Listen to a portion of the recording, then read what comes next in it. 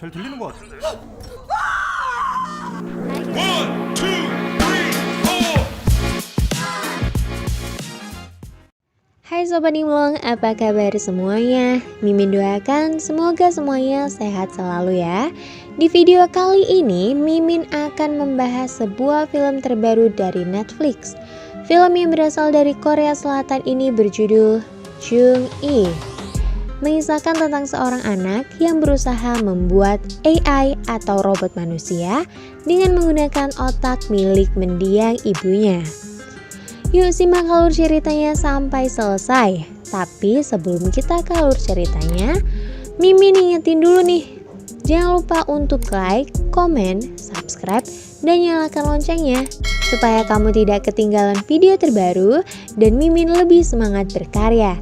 Tanpa berlama-lama lagi, yuk langsung aja kita ke alur ceritanya. Film dimulai tentang masa depan pada tahun 2194. Saat itu, perubahan iklim di bumi sangat ekstrim, sehingga membuat permukaan laut meninggi dan bumi sudah tidak bisa lagi dihuni oleh manusia.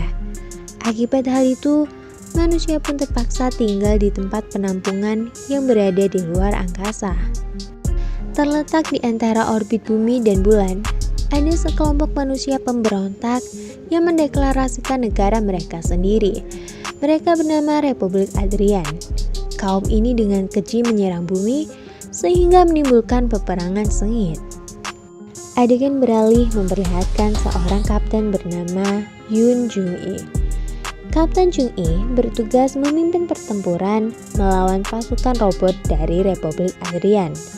Tampak Kapten Jung-i hanya sendirian menghadapi pasukan robot yang dilengkapi oleh senjata canggih. Sayangnya, meskipun dengan kemampuan yang luar biasa dimilikinya, Kapten Jung-i gagal melawan pasukan robot tersebut.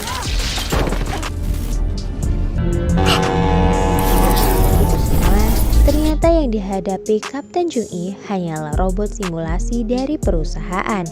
Alhasil, terciptalah sebuah laboratorium bernama Kronoid.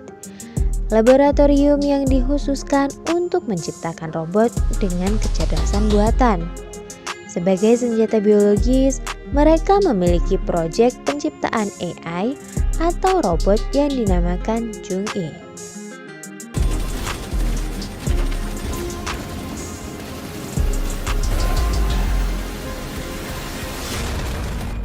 Mengadaptasi dari kepintaran bertarung Kapten Jung-i, yang mana Kapten Jung-i sendiri sudah puluhan tahun mengalami koma.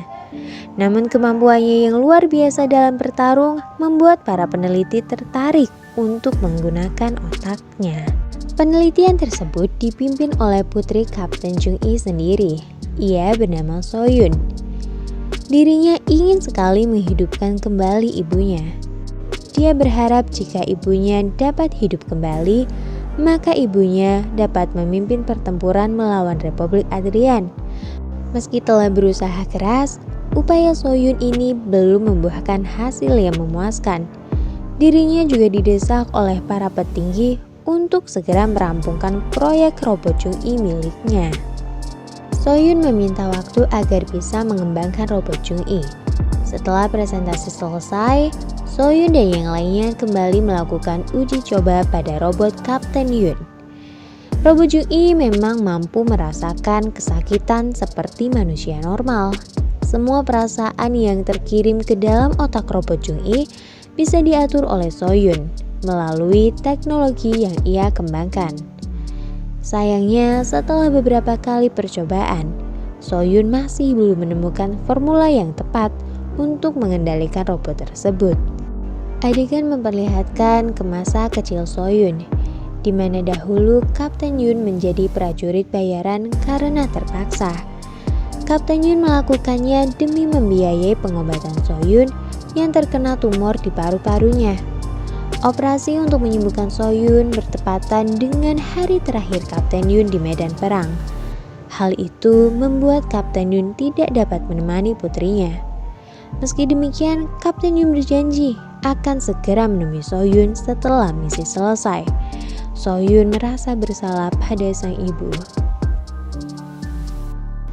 Setelah simulasinya selesai, Soyun bergegas menemui seorang dokter untuk menjalani tes kesehatan.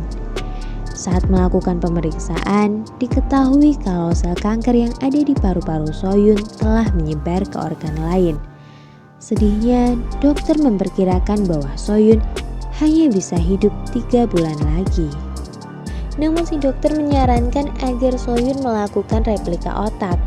Dengan kata lain, memindahkan otaknya dari tubuh manusia ke tubuh robot.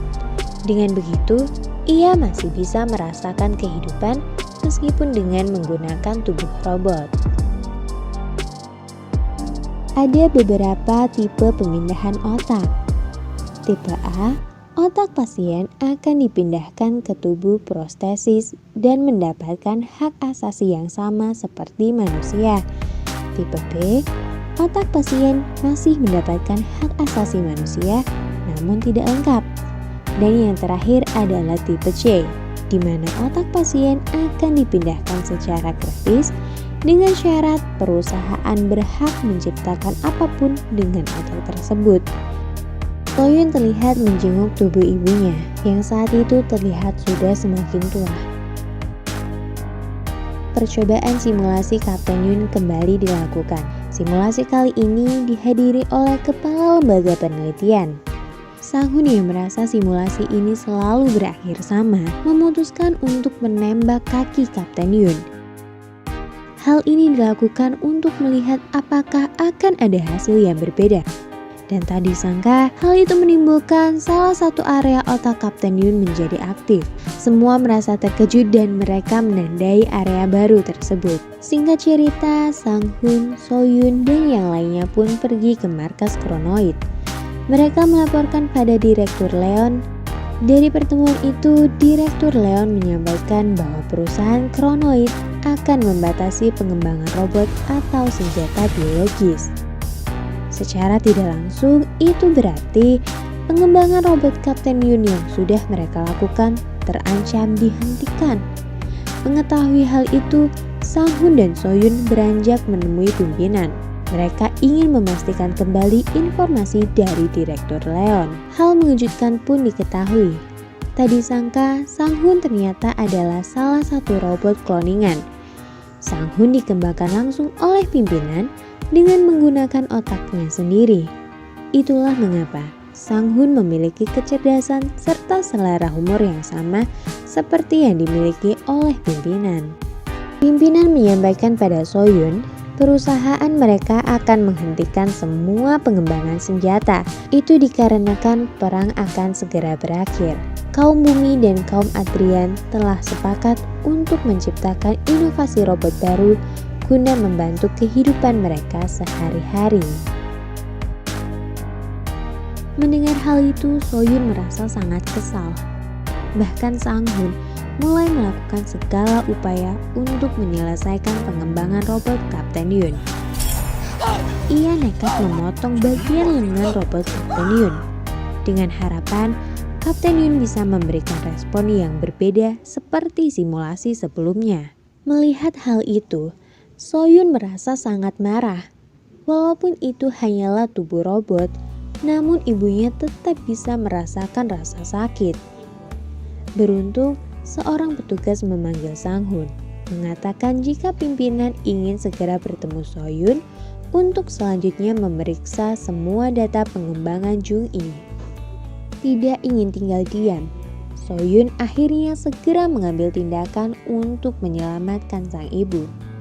Saat menghidupkan robot Kapten Yun, Soyun menceritakan beberapa hal hingga akhirnya pembicaraan mereka pun terdengar oleh Kapten Yun. Sang kapten mengingat tentang anaknya dan menanyakan bagaimana hasil operasi sang putri. Soyun pun mengatakan bahwa operasi putrinya berjalan lancar. Kapten Yun menceritakan alasan ia tak fokus saat berperang dan selalu gagal di simulasi. Kapten Yun kehilangan boneka pemberian sang putri dan karena itu ia dihantui rasa bersalah karena tak bisa menjaga boneka itu. Soyun yang mendengarnya tak bisa lagi membendung air mata. Dengan bergegas, Soyun merencanakan membawa sang ibu keluar dari laboratorium. Sayangnya, Sang Hun menyadari ada sesuatu yang aneh. Ia pun memanggil robot polisi untuk menangkap Soyun dan ibunya. Meski begitu, semua robot penjaga yang berusaha menangkap mereka dengan mudah dikalahkan oleh Kapten Yun. Di sisi lain, Soyun telah berhasil memindahkan otak sang ibu ke tubuh robot penjaga. Ia segera memasuki mobil untuk kabur. Lagi-lagi, Soyun dan ibunya dicegat oleh Sang Hun. Sang Hun terluka di salah satu matanya, sementara Kapten Yun tetap berusaha melindungi putrinya dari serangan para robot polisi.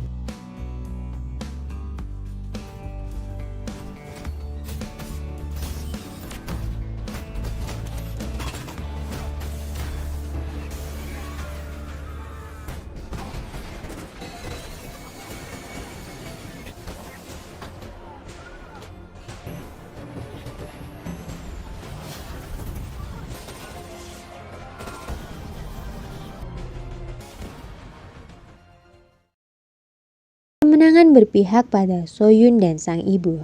Kesempatan itu dimanfaatkan Soyun untuk meminta ibunya pergi sebelum polisi datang. Adegan beralih memperlihatkan Kapten Yun berlari ke arah hutan dan ia akhirnya menikmati hidup dengan bebas. Dan film pun berakhir. Bagaimana dengan kisah ini? Pelajaran apa yang dapat kalian petik? Mungkin sekian dulu ya untuk alur cerita film kita pada kali ini. Jika ada saran dan masukan, silahkan tulis di kolom komentar. Dan jika kalian ada request film, langsung aja tulis di kolom komentar. Sampai jumpa, terima kasih.